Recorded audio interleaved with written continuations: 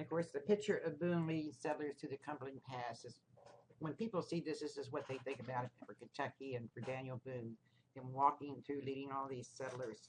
I think it's a pretty picture, but it didn't really happen. Before we really get started into the history of Kentucky, we need to go back a little bit further. 500 million years ago, as a matter of fact. As a matter of fact, we were all underwater. Not just Kentucky, but everything south of Kentucky and a little bit west. Because we were underwater, it was a very tropical hot, because the axis of the earth was tilted back more than it is today. And Kentucky was actually south of the equator, so we had very hot tropical weather. About 350 million years ago, the remnants of some of these dead organisms began to settle on the floor that had been growing, and they were filled with calcium carbonate, and they began to form what would later be the limestone beds and caves and sinkholes in southern Kentucky.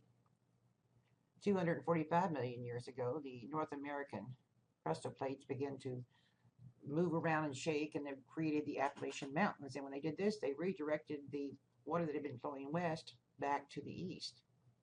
So you could say, because of tectonic erosion, the plates shifting, erosion of the water land through just natural sources, and deposits of the dead organisms in the water to the floor of the sea, it began to form what we call a unique physiographic region. I'm going to tell you a story.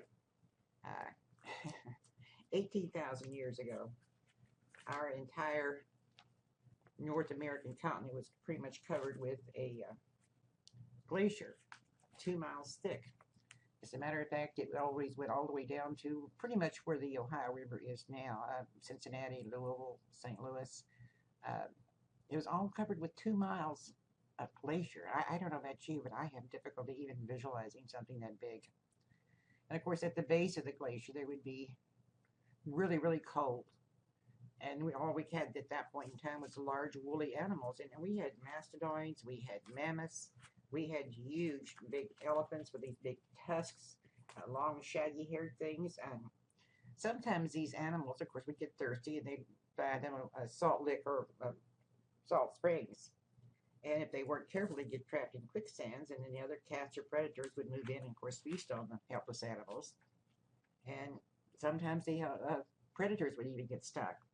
Because we had found bones of prehistoric animals at the Blue Lick Salt Springs, and at Licking River, and at the Big Bone Lick, which is named because of the big bones that we found there. And there's also even been some dinosaur tracks found. Now, that mastodon is a member of the elephant family. And the elephant and the mammoth, they both originated in Africa and spread like people did across Siberia through the Bering Strait, which was covered with ice about this time, some 25 million years ago. And the glaciers were very slow in retreating. It wouldn't be until about 8,000 years ago that the present-day United States was even totally ice-free.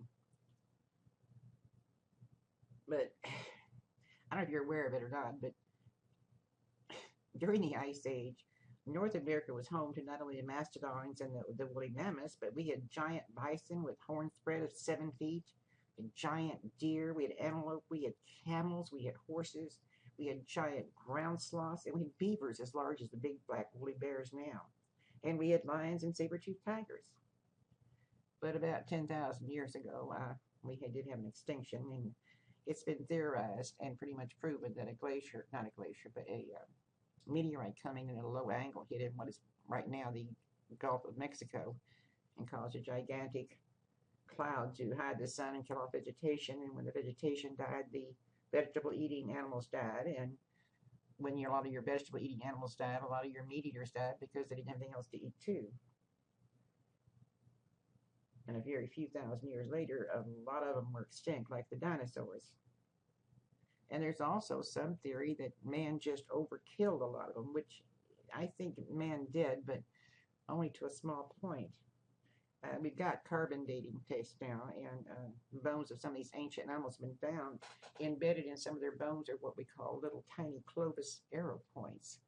And they're called the Clovis arrow points because they were first discovered in Clovis, New Mexico. Somehow or another, knowing how big the people were at 10, 12,000 years ago, I mean, they were really small. I mean, 4 foot 2, 3. I just can't see them hunting to extinction the dinosaurs and the woolly mammoths. But be that as it may. That's the way it goes. So you can say that, like I say, tectonic plates moving, erosion, and the deposit actions formed our very unique geographic area. Now, I was unable to get the information I wanted on this slide, so the next slide has the information, so I'll go back and forth. This is basically a breakdown of all the areas of our state. You got 1, 2, 3, 4, 5, 6 areas. And of course, over here, the Mississippi embayment, which is also known as the Jackson Purchase. That's where the Mississippian Indians lived. And of course, the Mississippians were known as mound builders. And it's very southern in its attitude. If you've ever been down to Paducah, you know what I'm talking about. It's like going to a whole different world down there. And they grew cotton, and during the Civil War, they were very much for the South. Immediately to the right, we have the Mississippi Plateau, or we could also call it the Pennyroyal or Pennyroyal. There's 35 counties there. It's 30% of the entire state. Of course, you got Bowling Green down there, and that's where Mammoth Cave is, LBL, and the TVA. Lots of rivers, and we got something called a karst. And you know what karst? Have you ever heard that word before, karst? I think you'll find I like different words. I like unusual words. Karst is a description of well, it's a Slavic word, and it refers to a description of a landscape that produces sinkholes and caves and springs and disappearing streams. And of course, the Pennyroyal is famous for that because of the Mammoth Cave. And as a matter of fact, at Murray State University, they have a karst study program down there.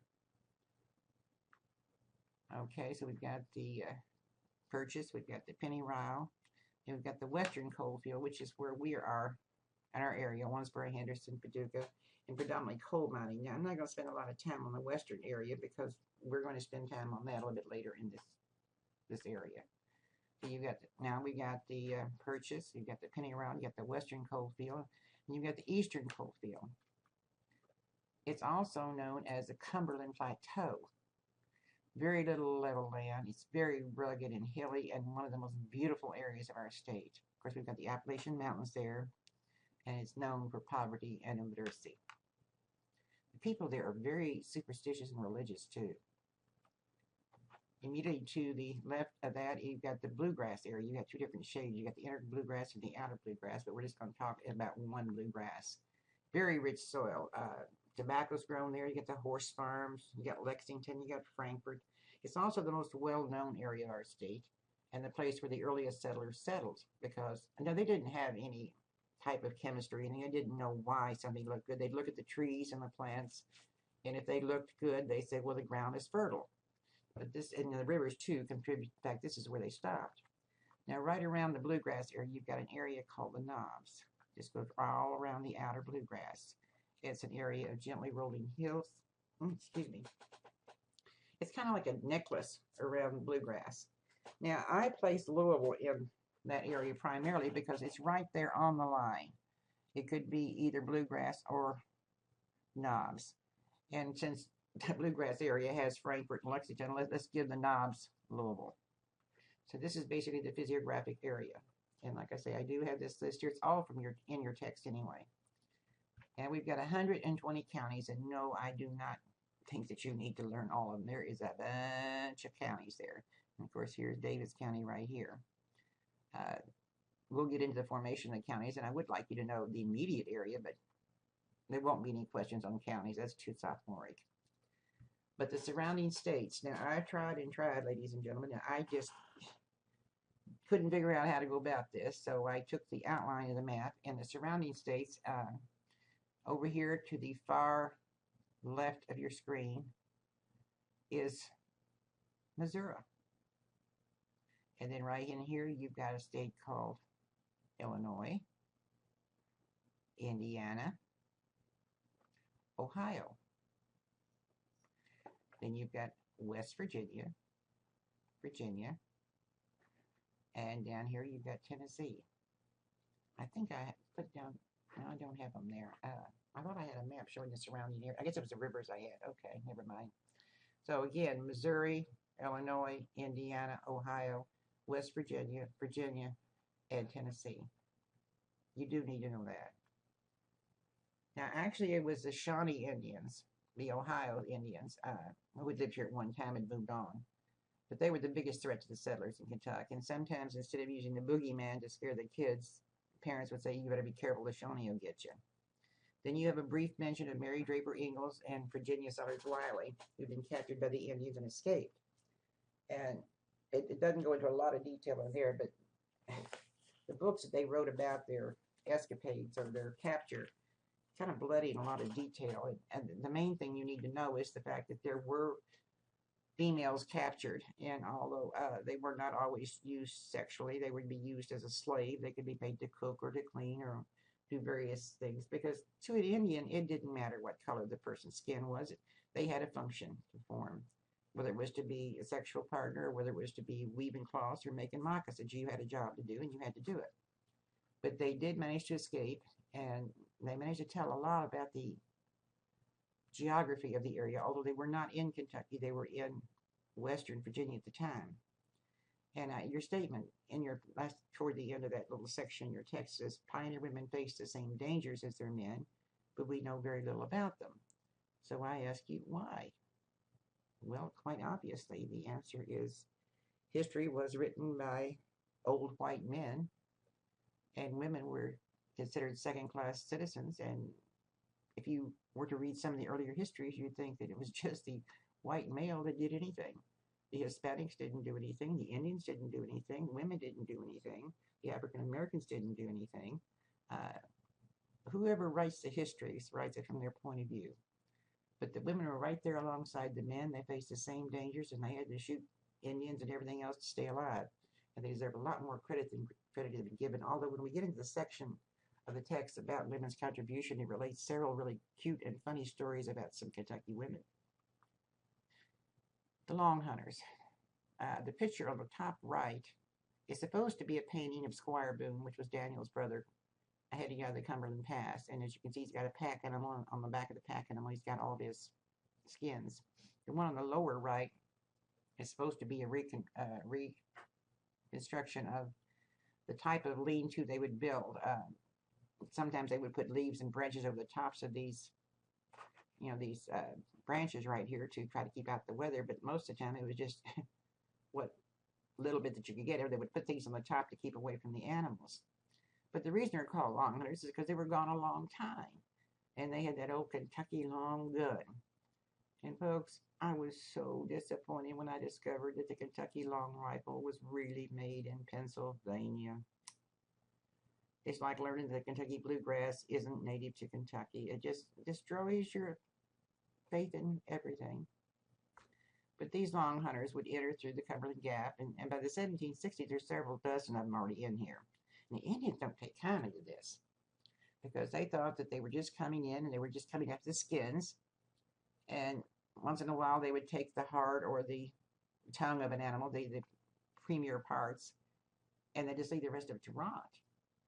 Well, the Indians didn't like this, so they would sometimes come upon you and they would take your skins, and they usually gave you something, a knife or something, so that you could make it back to civilization. But if you got hostile, you got caught doing it more than one time, they didn't just take your skins, they'd take your scalp. But the long hunters were wasteful in their point of view because of them just wanting the skins. Now, the vision you have in mind of a long hunter is that he was dirty, smelly, unshaven, hair long, drank whiskey, rough type character. And that is exactly the opposite of what he was, because he was a very clean, sober man. He was healthy. He was very literate. He was clean. Think about it. If you're out hunting and you're hundreds of miles away from anybody else, and animals and Indians depend upon the sense of smell to hunt, and if they can smell you, they're going to know where you are. So keeping clean was what you needed to do, and they took baths as frequently as they could. Sober, if you get drunk, you're going to wake up dead without a scalp, or the bears are going to get you. Yes, they carried whiskey, but they carried it for medicinal purposes. So they had to be healthy, because if they broke their leg, they're going to have to set it themselves. If they got a bad tooth, they're going to have to pull it themselves. So consequently, they brushed their teeth. No, they didn't have store-bought toothbrushes and Colgate toothpaste. They would take an old stick off of a tree somewhere and rub it over their teeth to clean the teeth. and most of them were literate. I mean, being alone was bad enough, but if you could read the Bible, and they all carried a journal. That way you could find out, remember where you'd been, how many sins you got, and if something happened to you and you got killed, if they found your body, they'd find your journal and they'd know what was going on. But the long hunter has a very bad rap, and it's not deserved. And I know when I was there on campus, we had a gentleman who used to come in and do the presentation of a long hunter, and he would show the students what an actual camp was like. And I looked and looked for the pictures I took myself to try to post some, and I haven't been able to find them, but I'm going to continue to look. Randy King, he's an employee there at OCC. And one of the things that surprised the students was how much equipment you could carry. And you carried one pan and one cup. But to drink, you had your canteen, and there's a little brief YouTube thing I want you to see that explains what the long hunter wore and why. And their drink of choice, believe it or not, was coffee or hot chocolate. And no, we didn't have ground coffee and Lipton tea bags. It looked like about the size of a baseball. And it looked like a dirty snowball. And they would cut off or shave off a few slivers of the tea or the hot chocolate and put it in boiling water, and they'd have their drink.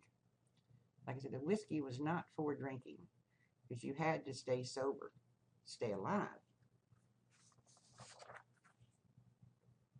Good old Daniel Boone. This is one of the most famous paintings of him. He did not pose for it. It was done from memory. Let's talk a little bit about Daniel Boone. And some of the information I'm going to give you is not in the text, but that's okay. Trying to find in my notes where I am. Okay. He was a third-generation Quaker. I think your text says he was Irish and Scots. Born in Pennsylvania, and he lived there, and he had very little schooling. His mother really taught him how to read, and his dad taught him how to hunt. But he was hard to discipline, and one of the stories I heard about him was that when he did something wrong, his dad, of course, would spank him because of corporal punishment. And now you youngsters don't believe in this, but people of my generation and older, corporal punishment was the way to go. And his dad would hit him with a stick or with a belt until they started crying. Well, Daniel Boone was just contrary enough. He wouldn't cry. No matter how many times his dad hit him, he would not cry. Of course, as soon as he started crying, his dad would stop, but he was just contrary. But he loved to hunt. And he learned how to hunt very early. He became well known even though he was young. And at about 15, your text mentions that he and his family moved from Pennsylvania to North Carolina. But it doesn't tell you why. I'm going to tell you why. And it's strictly gossip. It seems that Boone and his family had become, shall we say, a source of controversy in the local Quaker community because two of his older siblings had married outside the community. And then Boone's parents were fussed at in the church and compelled to publicly apologize, especially when their oldest daughter, Sarah, married a non-Quaker. And the couple had been keeping company, and she had a child within 6 months. So the church considered them having been keeping company and marrying without the benefit of clergy, and was going to shun them. And since they were expelled from the Quaker way of life, Squire Boone stood by him, and the whole family packed up and moved. They said they weren't going to be shunned. So it was not considered the thing to do to have a baby in less than 9 months. Boone never went back to church again. He had all of his children baptized.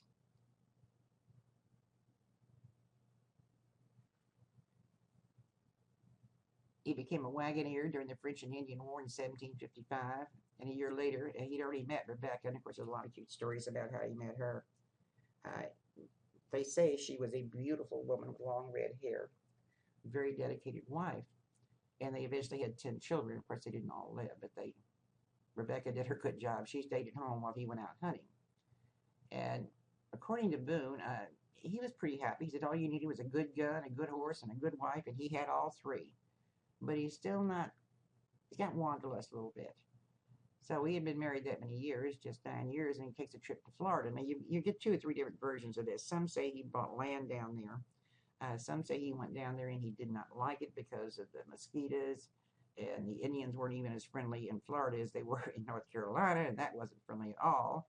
And they had those big green crawly creatures on the ground called alligators. So one story is that he did not want to stay because of the heat and the animals. Another story is that Rebecca says, I'm not leaving this area to go that far. So he did not move to Florida. A couple of years later, he starts on his starts on his hunting trips into Kentucky. In '69, he took a 2-year hunting trip with some friends, and your text gives you a little bit more detail. And of course, the Indians caught him and took the skins. And they come back home, and Boone stays. When they returned to try to find him or his body, they found him singing under a tree. And the first time I took a Kentucky history course and read that story, I cannot believe that, a frontier man like Boone would do that. But that was before I learned that the Long Hunters were literate and they were clean, and singing was not out of the realm of possibility. Of course, it is, quote, a folk story, quote. Well, 71, the hunting party has got a lot of furs and skins and stuff, and they're heading home, and the Indians take the skins again. So basically, Boone's been hunting twice in Kentucky, and both times he lost his skins, but both times the Indians let him go with just a warning, and actually, although with no horse, they gave him, something to eat and a knife so he could make it back home. I think your text relates the story of how Squire and Daniel tried to steal their horses back, but they got caught again. 2 years later, Captain William Russell, who had been served in the French and Indian War, had received as pay a land grant in Kentucky. So he asked Boone to lead him and his family into Kentucky, and I think there was about 50 of them in the party. And the party was set up in 3 different sections. The first section was the settlers with the babies and all. The second section it only had 8 people in it, but it was mostly animals and a few supplies. And then the third section was a little bit later with the rest of the supplies. Well, Indians attacked the second party and killed 7 of them. And they say that Boone and Russell's son were tortured to the point where they were begging for death, and they were finally killed. It was not a good death. I just can't even imagine what it'd be like to find or to have to bury your son. Wait a minute, I think that little YouTube I've got where I've got a short one of an impersonator doing Boone, and I think he relates the story of that, if I remember right. But the first attempt to settle in Kentucky was a total, complete failure. But he became a legend. Why? Because of a man called John Filson from Minnesota. He was a land speculator. He was a former school teacher. So land speculator came to Kentucky to map the area, to make claims, and to sell land, plain, pure, and simple. And while he was wandering around doing things, he heard about this man called Daniel Boone, and he was interested. He went to interview Colonel Boone. And he wrote just a couple of pages about him in the back of his book of maps, and had it published in England, and it was translated into German and French. And Boone became the quintessential frontier man in Europe, and everyone thought that the pioneer man in the West was just like Daniel Boone. As a matter of fact, he was probably better known in Europe than he was 20 miles from where he lived. But I guess I should have put a map up here. In your mind, France is claiming all of Canada, all the Mississippi River Valley, and all the Ohio Valley. And while they wanted it, is primarily because that river running all the way from Canada down to the Gulf, they needed it for trade, for the Indians that they traded with, and for the settlers and the French settlers, and also for transportation and communication to their little old settlement called New Orleans down there in the Gulf. And they would build forts along the way. And of course, we know them as towns now, but the 4 I've got mentioned, Detroit, Fort Kaskaskia, Fort Vincennes, Fort Cahokia, Fort Detroit. These were originally forts. They even planted iron plates in the ground in what we have called Eastern Kentucky, claiming ownership because Marquette and Joliet and LaSalle had explored for France and discovered the Mississippi and all that area. And meanwhile, England also was claiming 200 miles north and south of the old Point Comfort and from sea to sea, and all the lands touched by water originating in these areas. It's going to later include the area we know as Kentucky, Tennessee, Ohio, Illinois, Michigan, and even more. Virginia is claiming a bunch of land. And Virginia also is sending explorers out to explore. So, when you think about it, the Ohio Valley, which is all the area north of the Ohio and east of the Mississippi River, diplomats wanted it, generals wanted it, countries wanted it. Of course, the generals wanted to protect their colonies. I mean, the French wanted to protect their colonies. The English wanted to protect their colonies. Diplomats wanted because we can make trade. And the countries themselves, like France and England, the more land you claim, the more important you are. But these two nations, England and France, they had been at war numerous times over the decades and centuries, and now they're getting testy over the ownership of the Ohio Valley. So it doesn't take much to realize there is some problems. There's some trouble brewing big time. We have a very young, Scottish, arrogant governor of Virginia, whose name is Dimwittle, and you do not have to remember it. I just like saying his name, Dimwittle. He sent George Washington, a very green, young, inexperienced man. But let's face facts, the French didn't like the English. They had no respect for them. And under normal conditions, a representative from the colony of Virginia would not have been welcomed in Canada. But Washington, he's tall. He's over 6 foot tall. He's got this white wig on, these big blue eyes, and he looks so good in that blue uniform. And beside that, he's a very wealthy plantation owner. So they did welcome him, and he was to, according to Governor Dimwittle, tell them to get out of Fort Duquesne, which is right at the headwaters of the Ohio River, place called Pittsburgh, and by the way, get out of the rest of Ohio. Well, it didn't happen, and your text doesn't go into the 7 Years' War, the French and Indian War, and I'm not going to spend too much time on it either. But it is the beginning of the 7 Years' War, what's known as Europe and the French and Indian War here, primarily because France had Indian allies and England had allies. And the first major battle was a disastrous defeat for England. And the only reason I've even mentioned is because Daniel Boone, and a man called Finley were there. They were wagon drivers at the time. And Boone had enough sense to realize that we had a very brash, egotistical, pardon the expression, not even a nice way to say it. Well, he wasn't a very nice man, and he did not like the colonials. They were, if they could have made it at home, they would have had to come to the New World. He looked down on them, and even though Washington and all the natives were trying to explain to them that the French were fighting what they called Indian style, they didn't just stand up in a line and shoot and then kneel down with line behind them shot. They would hide behind trees and shoot and then run like crazy. Well, no self-respecting military would do that, and he didn't believe them, and he sent his men in a single file into the wood, and hey, guess what? Even though they were outnumbered 6-1, the French were hiding behind trees and shooting and running. So it was a disastrous defeat, but Boone saw what was happening, and he supposedly has cut the traces of his horses to the wagon and took off running like crazy. So he survived.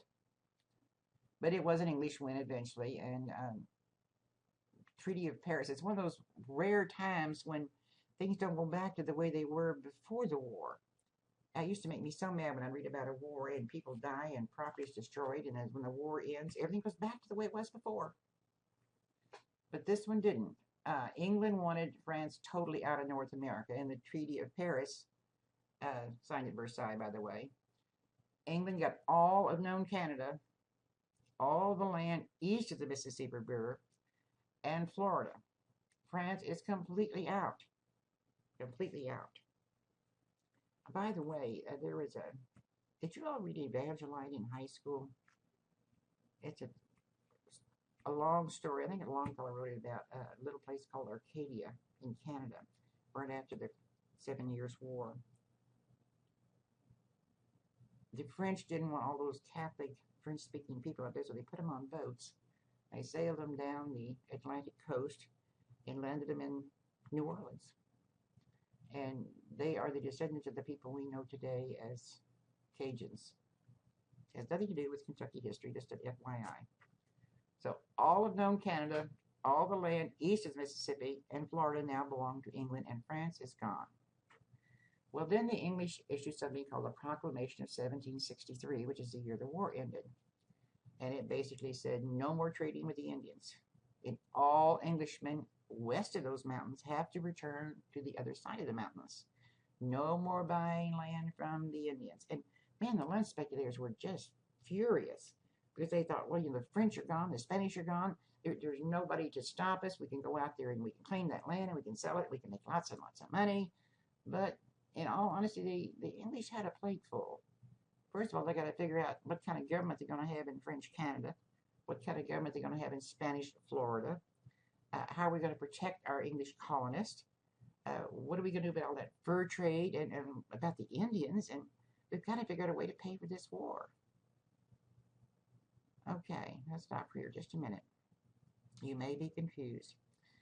Just a few months before the war ended, France's ally, Spain, which is also a Catholic country because Spain is Catholic, France is Catholic, and England is Protestant.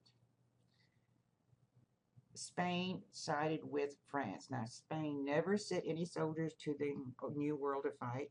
All she did was give some aid and comfort, so to speak, to the French. But technically, since she had sided with France, she was in the war and had lost too. So when we took Canada from France, we had to take Florida, Spanish Florida, from the Spanish. Because, they lost the war too. Well, I think some calmer, cooler heads got thinking and wondering what's going on, and they decided, all that land west of the Mississippi, for goodness sakes, there's no way we can control it. I've got an idea. Why don't we give that little colony of New Orleans there on the Gulf, which we took from the French, give it to Spain, and tell her she can have everything west of the Mississippi, which she's claiming anyway. Well, this was going to work out. This is going to work out fine. We've got everything east of the Mississippi, including Florida, for now.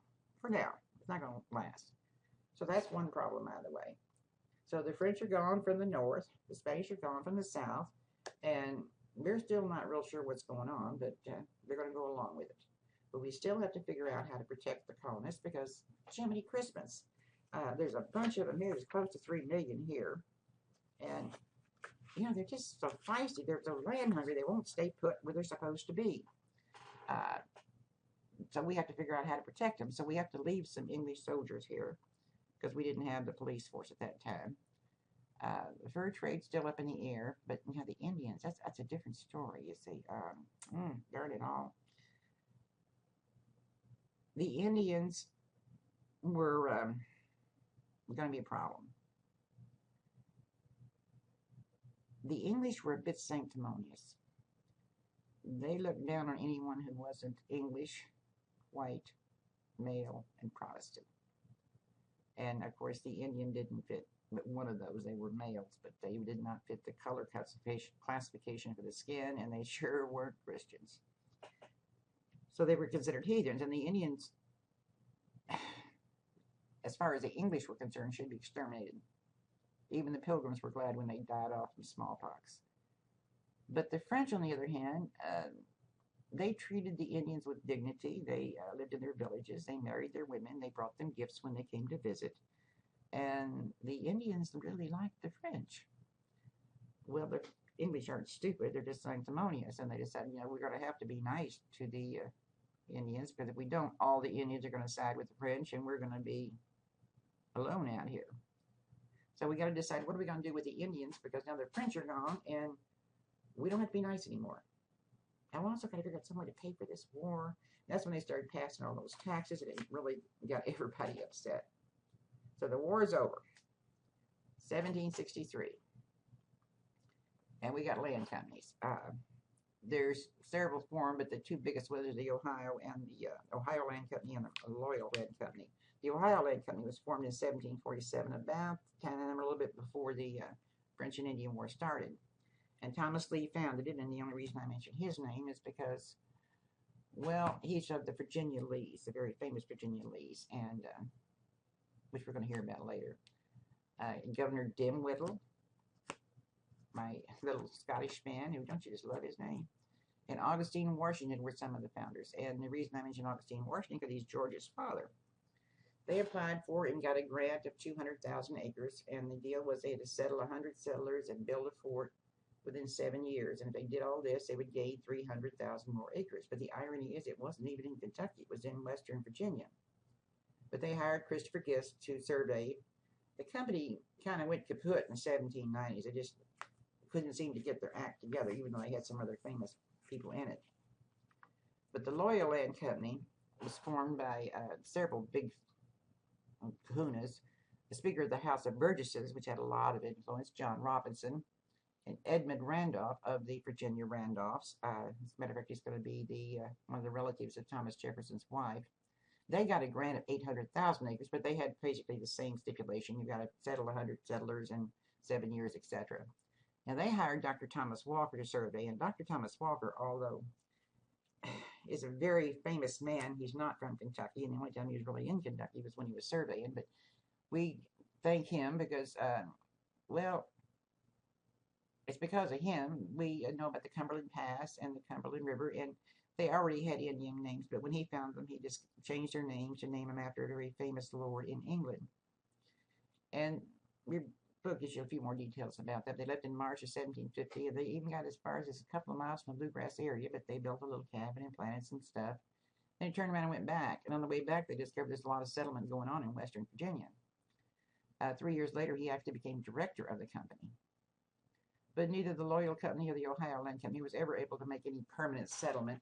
What they did do is they stimulated interest. They also helped gain geographical knowledge. But it's going to be the normal guy, the normal settler, like you and me, that's going to be able to make Kentucky home and make it desirable and be the first permanent settlement. Well, I would be far. Okay. Sorry about that, folks. Got a heavy finger. As I said earlier, the French had been nice to the natives, and the Indians were not nice. I thought they were heathens and beneath their contempt. With the French and Spanish gone, they no longer had to be nice, and England knew something was going to happen, and it did. To Indian chief by the name of Pontiac formed a rebellion that only lasted 2 years, and there were hundreds of Indians killed or sold into slavery, and there was also hundreds of white men. As a matter of fact, it nearly wiped out New England. 1772. You see, we didn't have much cash back in those days, so you were going to have to pay people either by barter system or with a land grant. And when you were in the war or you done something for the government, they paid you with a land warrant or land grant. So in 1772, surveyors entered Kentucky to survey for land grants to pay the soldiers who had been in the French and Indian War, which had ended 9 years ago. And the names I've got there is only because they're going to be hearing them again. James Harrod. Anytime you see something in red, it's good to remember it. James Harrod, Thomas Bullock, Hubbard Taylor, James, Robert, and George McPhee. Harrod, somewhere along the line, leaves the group. They don't know for sure why, but he did. Well, they get back, and the survey is not accepted. Colonel Preston, who is surveyor for Fincastle County, which includes all of Kentucky and Western Virginia, because we're part of Virginia, sends the survey team back again. And they get to the Falls of Ohio, and some search for Harrod because they don't know whether he's dead or whether he's been captured by the Indians or what happened to him. He's just gone. They really thought they were going to find him dead. Meanwhile, back at the ranch, as they say, Governor Dimwittle is no longer with us. And the new governor that took over is not nearly as interesting or have a nice name. His name is Dunmore. Governor Lord Dunmore. He's fearing the Indians are going to go on the warpath, so he sends Boone and Stoner out to warn these surveyors. Well, by the time Boone and Stoner get there, the surveyors are ready to come back. It seems that the Shawnee are very angry with the white man, the English white man. Because not only did we not follow treaties, but we were killing game indiscriminately, and we were affecting their lifestyle. Well, while this is going on, Governor Dunmore also goes to the Pennsylvania colony to stop their expansion into the Ohio Valley. It belongs to Virginia. So we have a dispute between the English colony of Virginia, which is encompassing more land than you could possibly ever control, and the colony of Pennsylvania, which is not really all that big, but it gets to be quite a hassle. He's claiming all that land for Virginia, and Pennsylvania's not happy. So Governor Dunmore decides he's got this taken care of. He's got people in place. Now he's going to break the Indians' power. So he gets up an expedition. And there again, I got names listed. Some of them are listed in your text, and some of them are in red. Isaac Shelby, William Russell, William Williams, William Preston, Samuel McDowell, William Christian. William was a very popular name. James Harrod and George Rogers Clark. And the three in red, Isaac Shelby is going to end up being our first governor and also a hero during the Revolutionary War. James Harrod, we've already heard about. I'll tell you more about him next lesson. George Rogers Clark is one of my very favorite people in history, and you'll hear a lot about him. Meanwhile, although they're in the group with Governor Dunmore has set up, a man named William Lewis takes 1,300 men from the colonies in the far out in the frontier and starts coming down. And Cornstalk, the Shawnee chief, attacks them. Yeah, as near as we can tell, there's between 300 and 1,100 Indians. We know of at least 1,300 plus Indians, so we're looking at probably more than 2,000 of the white frontiersmen. And why is the discrepancy between 300 and 1,100? Well, number one, the Indians didn't keep very good records. And if they were dead, you can't talk to them. We know there was at least 300, and we calculate and figure at least 1,100. But whatever it was, it's a foregone conclusion. There was more white men with guns, and more guns and bows and arrows. The Indians were going to lose. And they did, and Cornstalk called a halt to the war and signed a treaty of Camp Charlotte. And in it, there were very strenuous agreements. They had to return all their hostages and all the horses and slaves and any valuable goods that they'd stolen, and they could no more come below the south of the Ohio River to hunt. So it looked like, for right now, it looks like maybe the Indian problem is over with. That's good. Now, the French and Indian War had ended England's claims of sea to sea. We now acknowledge that claiming just to the Mississippi River is going to be a lot of land. And we go into Kentucky's boundaries as of 1763, which is the end of the French and Indian War. To the west, of course, is the Mississippi River, which is our western boundary. To the north is the Ohio River. That makes sense. You've got two rivers. To the east, I'll show you where they are in a minute. To the east is Big Sandy River or Tug Creek. And to the south, of course, the future state of Tennessee. So basically, we're boxed in, and we've got that, what I call a big camel's hump in the middle. Okay, here's what I'm talking about. It says a Tug Fork, but really it's called the Big Sandy right here between us and Virginia. Here you've got the Ohio River. Actually, it goes off about here. It doesn't come over this far. You've got the Ohio River to the north. You've got, this is the Tennessee River, comes down from Ohio into Kentucky and stays in Tennessee. The Cumberland River comes from Kentucky down into Tennessee and comes back up. You've got the Cumberland River, you've got the Tennessee River, and of course this is the LBL down in through here. Over here you've got little teeny tiny part of Mississippi, you've got the Ohio, you've got Big Sandy, and right here you've got something called the Kentucky River. Right here it is. It comes all the way down from the Ohio River and goes almost all the way down to the end of the state. It branches off right here. But the Kentucky River and the Lickey River, both coming off of on the Ohio River. Right in here is where most of the settlements were. And of course, this one I call the Humpyback. Yeah, we've got the Rough River and the Green River. We don't need to know those, but you do need to know the Mississippi, the Ohio, the Kentucky, the Lickey, and Big Sandy. Cumberland, in and out, and Tennessee. You do need to know those rivers. When you use the Ohio River as a border, it's going to cause problems, especially between the future states of Ohio, Indiana, and Kentucky. And of course, most recently the battle has been because of that proposed gambling river boat issue, the casino boats. We good Christians in Kentucky think we shouldn't have it.